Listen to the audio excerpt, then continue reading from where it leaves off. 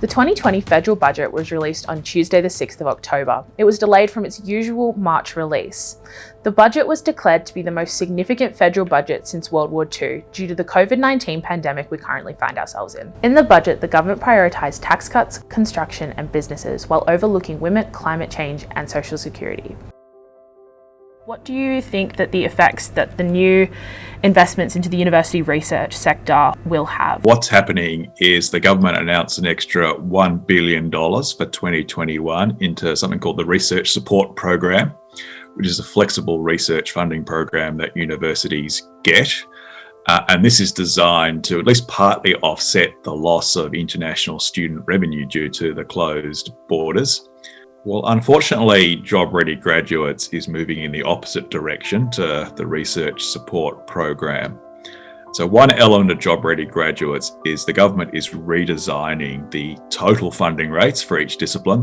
And what that means is that some fields in which Australia is quite strong in research, such as science and engineering, actually get a nearly $5,000 a year cut to their overall funding per student. Removal of access to HECS when a student fails half of their first year courses.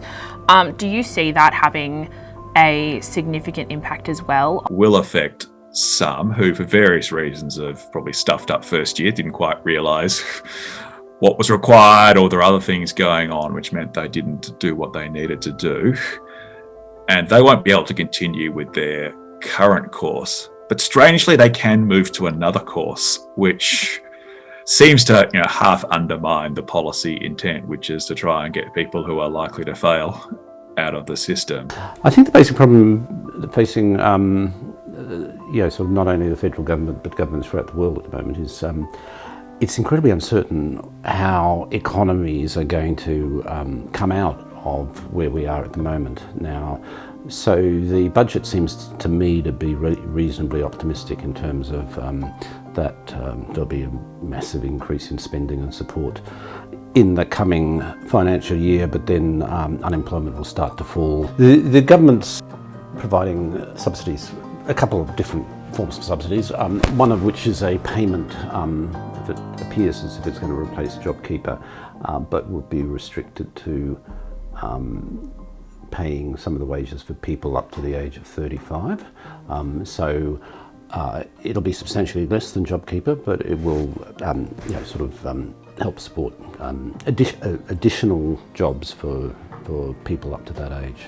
Yeah, there are hundreds of thousands of young people either on youth allowance or job seeker who are currently getting more in benefits than the corresponding groups ever would in the past.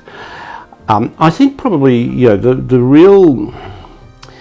real issues are going to come with when they start to allow businesses to go bankrupt. So that's been pushed out to the end of the year. I listened to the Leader of the Opposition's speech, and I mean I certainly agree that he emphasised there are a number of things, including childcare, building new electricity grid, and a few things like that, and also vocational education.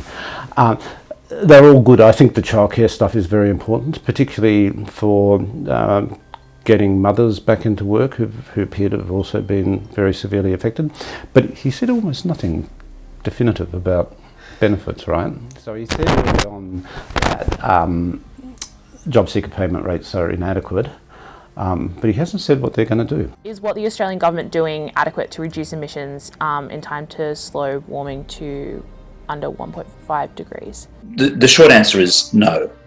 If we actually look at the government's own projections, we're not going to achieve the emissions reductions that we set for ourselves in terms of the Paris Agreement, and without including the Kyoto carryover credits, which are very uncertain and unclear and disputed in terms of whether we can do that. The future of renewable energy is in a sense assured because it is emerging as by far the lowest cost way of getting energy in our system. The question really is whether we're going to take full advantage of that and accelerate towards full adoption of renewables, Currently, where does Australia sit in terms of climate action and addressing climate change? On a per capita basis, Australia is, depending on your metric, the first or one of the top handfuls of countries. So we're up there with countries like Saudi Arabia and others. And so it's not a position we should be proud of. And when various analyses have looked at performance and policies in terms of emission reductions, unfortunately Australia tends to be right at the bottom, or towards the bottom of the OECD, the Organisation of Economic Cooperation and Development.